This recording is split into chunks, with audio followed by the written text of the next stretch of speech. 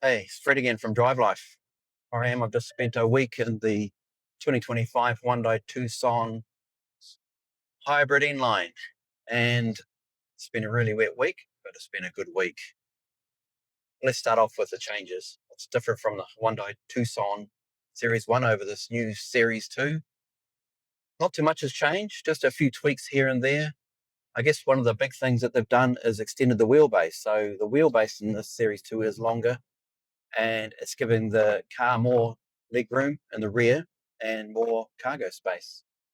So the cargo space has gone from 503 litres with the rear seats up to 560 litres now. So that's a pretty good increase. That's more than 10%. Can't complain about that for the families who need a bit more space.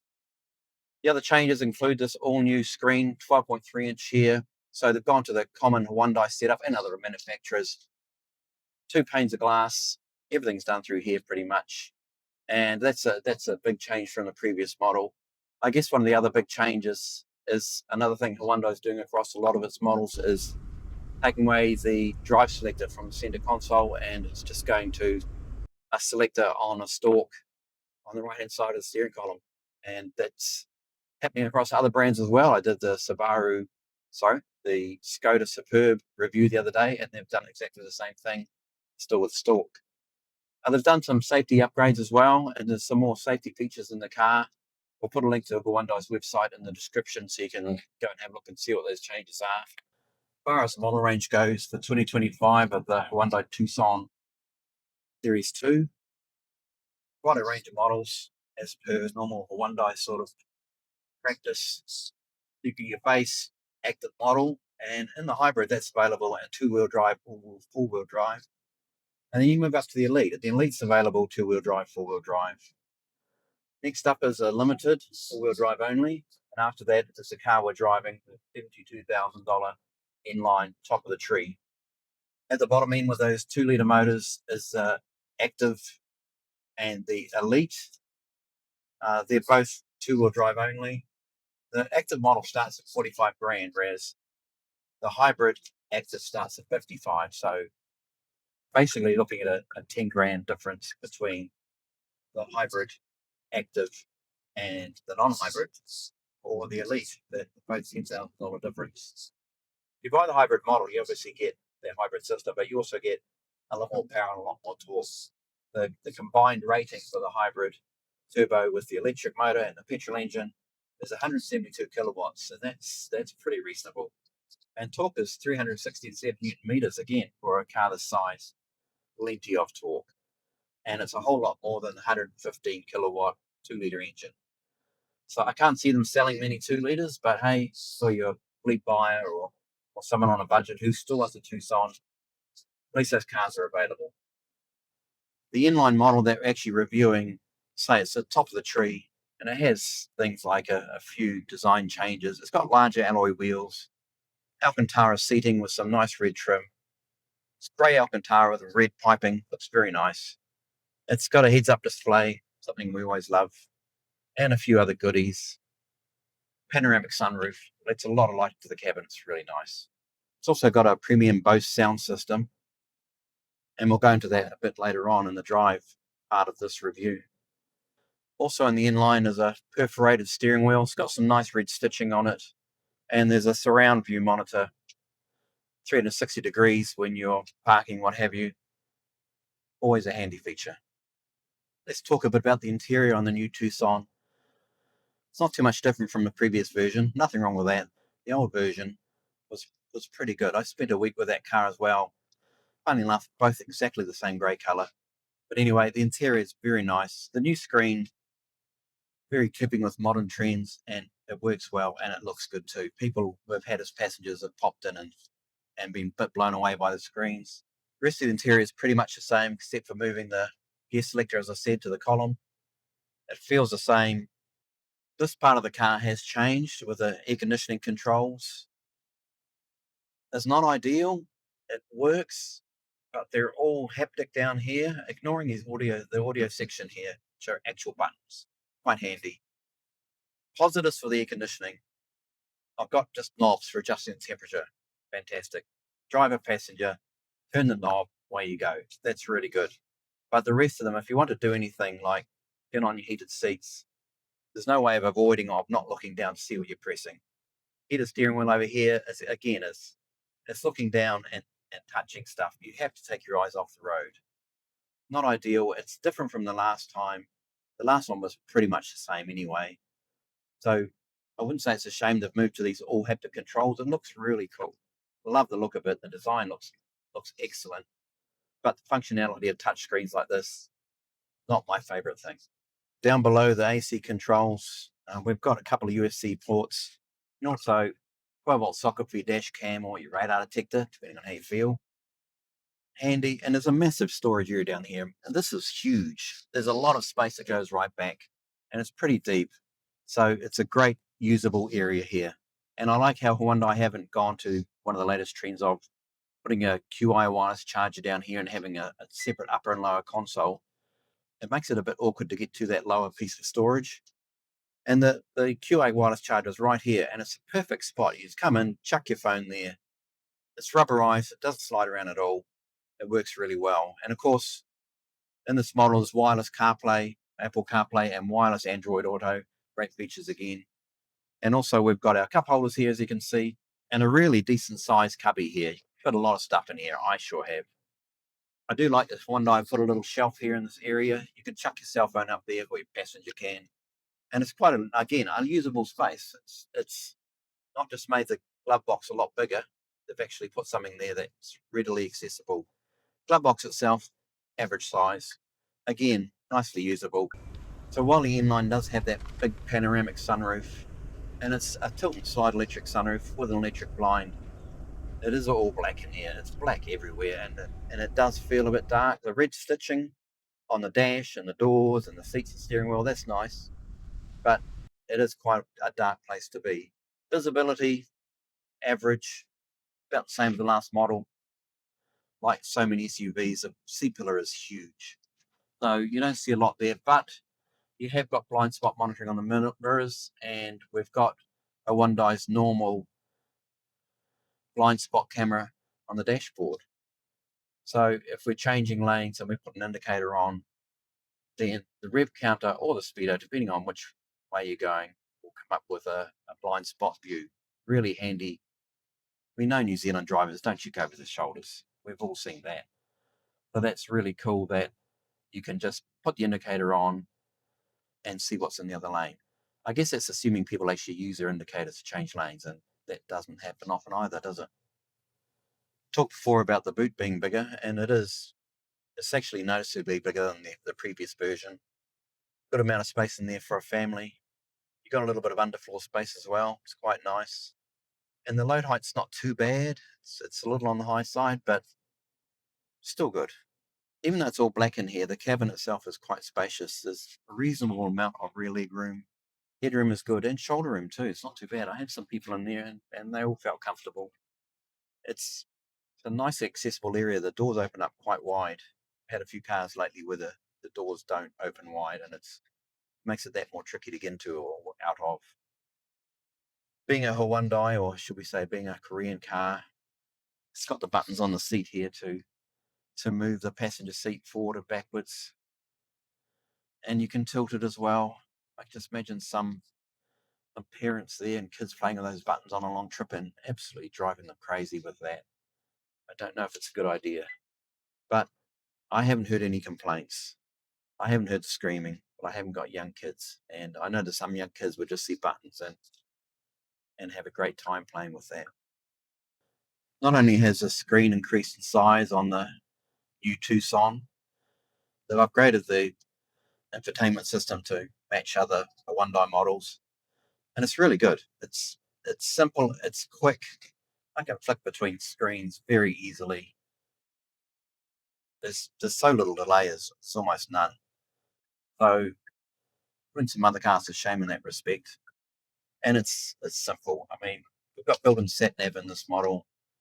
Nice and clear. It's easy to use. Like many other cars, it struggles pronouncing Maori place names, but you're not going to get away from that in a hurry. But it works well. And I love that I can just go to hybrid and straight away. I've got a nice, clear, crisp screen up there of what's happening in the hybrid system, should I care. There's other manufacturers, like especially Toyota, that have these clunky Minecraft graphics for this, and it looks terrible. Toyota system is really not shocking, but it's definitely not great. This is really cool. We can see what's happening. We can see our use of petrol if you want to, and how often we've used the electric motor. And you can just leave it there if you're that way inclined and have a look at see what the car's doing. So we can also get it up on the dashboard here as well. So that's a really nice thing to have. Being the inline model, both front seats are electric and really comfortable too. I've just spent a weekend away in Harbour working on our project car, and it's a 300-kilometre drive. I drove from Wellington in one hit. It took me about 4 hours. Felt completely fine. No dramas at all. So very comfortable seats on a long trip. While there are those knobs for adjusting temperatures for the AC and all these touch buttons for doing AC changes, at least for Hyundai has given us a normal volume knob for the passenger and a track or station select knob over the side. So that's good. At least we've got a volume knob rather than a slider or some touch thing. And also, as I said before, you've got these other buttons here to change the screen. You don't have to go up and pick the button on the screen for those if you want. We've got hard ones here for media searching, map, or just going to the home screen. So I guess the big question is, what's it like driving the 2025 Hyundai Tucson Series 2 inline hybrid all-wheel drive? It's pretty much the same as the previous model, I've got to be honest.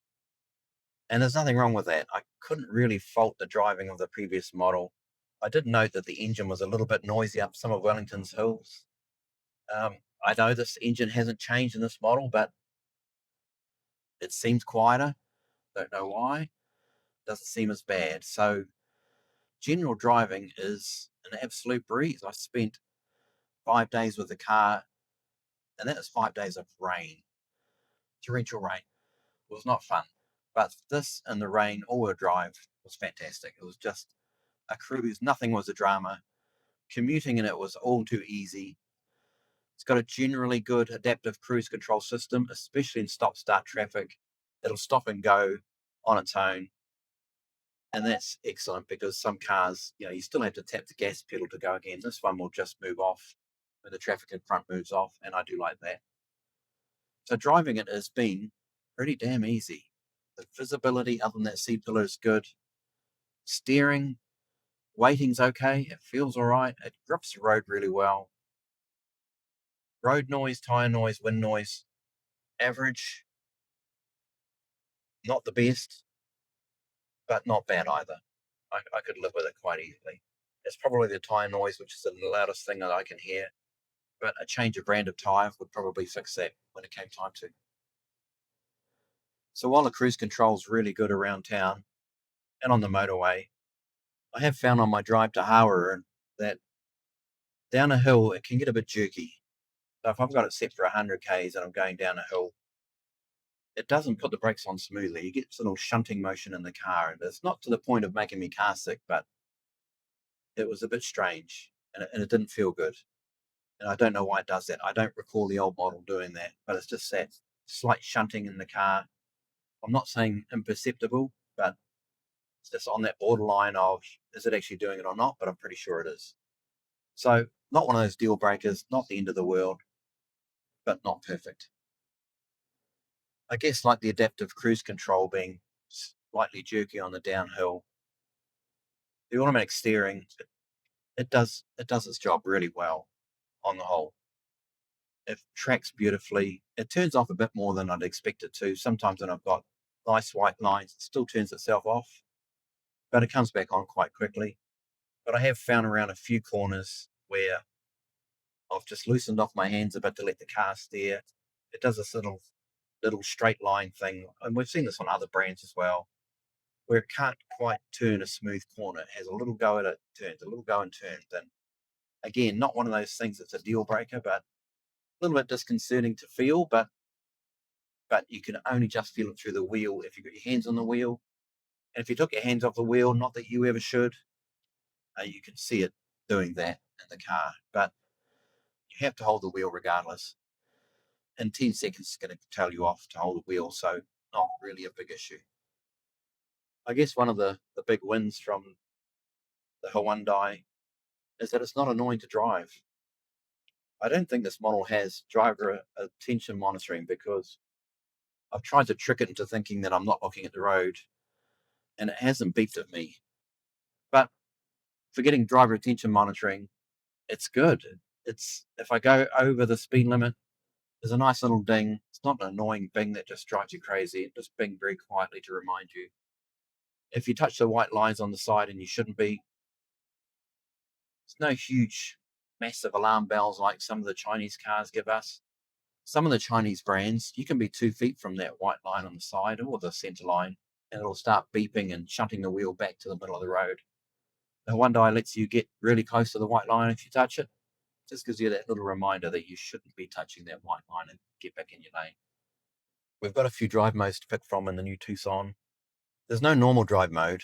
There's just eco. It defaults to eco every time, and that's fine by me. With this hybrid turbocharged petrol engine, you are never wanting for power or torque. It just goes. Never an issue. So just having the car in eco mode works beautifully. Our next mode is sport. Holds the gear changes longer. Goes a bit faster. Totally unnecessary for me. I don't think people are buying an SUV to put it in sport mode ever. So it doesn't really matter. You have a My Mode button as well, where you can have a small selection of options to pick from, but it's the options you get to pick from in infotainment are so minimal, it's hardly worth using. I say just leave it in eco mode and let the car do its thing. At DriveLife, we often talk about how good Toyota's hybrid system is, and they've been building hybrids for decades, let's be honest. So they should have it down pat, and they really have. And it's a benchmark for other brands to adhere to get to that level of Toyota. And honestly, the Hyundai Tucson hybrid is there. I think it's there. If it's not, it's damn close. It's seamless. It works beautifully. Just get in and drive it. You don't have to worry about doing anything. You cannot do much around the hybrid system anyway. I can show you the brake regen in a minute, but it just works beautifully well. Say absolutely seamless. It does its own thing, and just get in and drive it, and don't worry about it. But it really is, as far as driving the car goes, as good as Toyota's system, I do believe. Fuel economy wise, not so sure.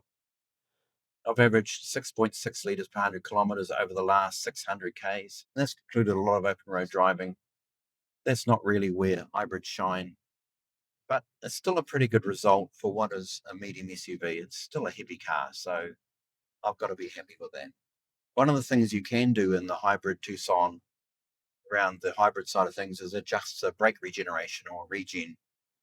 So if you're not using cruise control, I can hold down the right-hand pedal and switch to auto. And most of us at DriveLife love automatic brake regeneration. It just works beautifully. And it is, when you drive a car with it, you think they should have done this from day one. It works so well. So it uses the sensors or the radar, judge what's happening in front of you. And if I race up a bit too close to this car in front and back off, the Tucson applies as much regen as it needs to get back to a safe distance.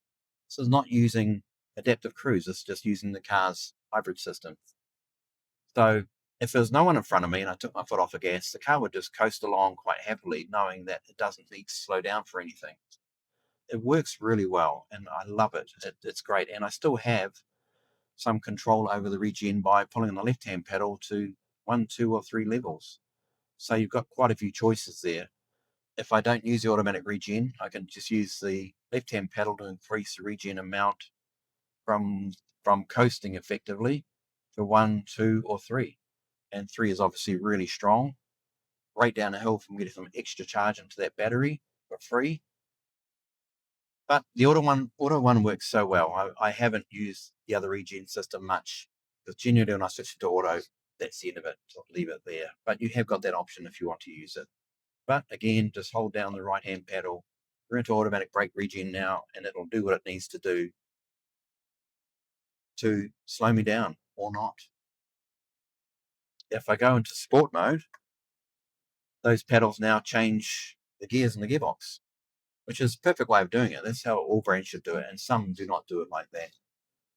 So I can just control the 6-speed automatic, no constantly variable transmission here, just a straight automatic, fine by me, in sport mode with the pedals. And if I go back to Eco, we're now back into the automatic brake regen. The only downfall with this is that when I get out of the car and lock it and get back in again, that auto regen setting is gone, and I have to turn it on again. Another one of those not the end of the world things. It's like, come on Hyundai, if I've got on automatic brake regen and I get back in the car, just leave it on. I don't want to have to keep pulling that pedal on, or I forget, and then I find myself going too close to other traffic thinking I'm on automatic brake regen and it doesn't kick in. Even if I could have the option in the infotainment system to turn that off or on to remember that mode, that would be cool. Maybe in the next model. As I mentioned, it rained for the last 6 days. This is the first fine day I have had in this car in 7 days. It's been horrendous, and the car has done really well. When I drove to Hawera on Friday night from Wellington, it fair bucketed down all the way, standing water on the road. Tucson wasn't phased at all. It just did everything I asked of it. And even on the way up on some of the corners, there's not many on that drive, I've got to say, but on some of the corners, and I pushed the car along, it did all right. And the grip was there. The all-wheel drive, obviously, but for a tall, heavy SUV, it did better than I thought it should. So I was quite happy about that. And in the dry, even better again. Today I'll push it through a few bends on the way home, and there's body roll there, sure. Eventual understeer to be expected, but it still does really well. And for most people, most families, it's a really safe car, very confident on the road, and feels just fine. I mentioned earlier about the performance of the hybrid Tucson. With that 172 kilowatts of power, it goes really well. And there's a lot of torque there. So even if you load it up for a weekend away with your family, you're still going to have plenty of performance. Passing slower traffic is easy. It gets up and moves very, very quickly. I can't see performance ever being an issue for anybody. Other parts about driving the new Hyundai Tucson, I guess in this inline, is it's a perforated steering wheel. It feels really nice. Just the right size for the car. A little bit on that chunky side, which I like, and steering wheel controls are excellent. I don't need to look down to know that this is track and station select, and that this one over here adjusts my cruise control speed up and down, because they're just nice little toggle switches. Nothing haptic here. And also, and even better, is that the volume control is a thumb wheel under my thumb. It's right here. And looking down, volume up, volume down. Over here, we've got the displays in the middle of the car where we can pick from different options.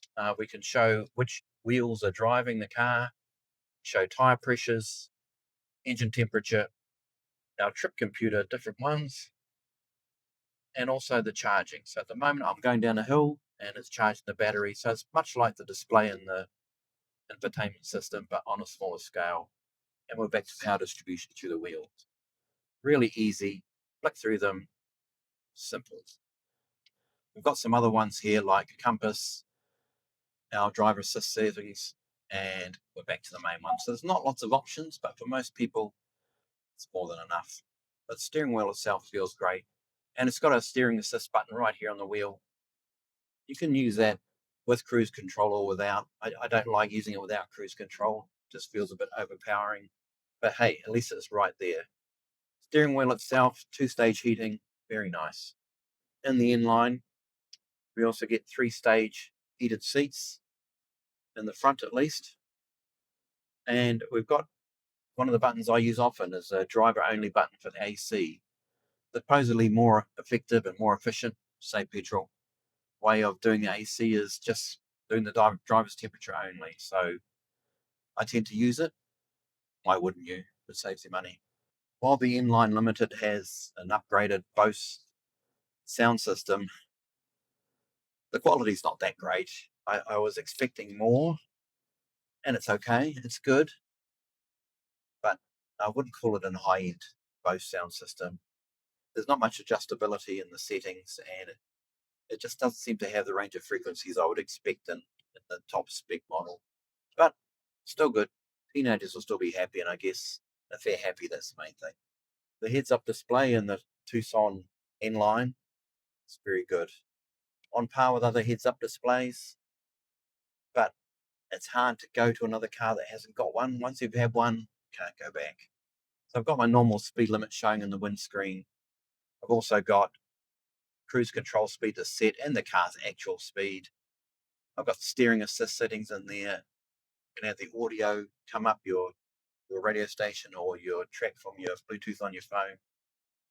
Directions from the sat nav right there on the windscreen. I love having heads-up display, and it's one of those things that if I was looking at up-specking to another model and I wasn't sure, and the model I wanted had that, yeah, I'd be stumping out the cash. The great safety feature, good way to keep at the speed limit or under, and just a brilliant thing to have in your car. So, what's the summary of the 2025 Hyundai Tucson N-Line all-wheel drive hybrid? Pretty bloody good. I find this car hard to fault. Very little where I'd think that any Tucson 2 hybrid N-Line buyer would regret their purchase. 72 grand. It's quite a lot. It feels like a lot of money. And when you talk about that sort of cash, there's quite a few options out there. It does all what you want it to do. It looks good. It drives beautifully. Very well equipped for the money. Relatively economical. And just a good all-around car. It's one of those cars where you'd think, do I really default to a Toyota RAV4 hybrid? Because that's what a lot of people will do. They want a hybrid. They just go, I'm just going to buy a RAV4. This is as good as a RAV4. So I guess I would suggest if you're in the market for one, a hybrid mid-size SUV, you should put this on your list. It's definitely worth checking out. Fred from DriveLife. See you next time.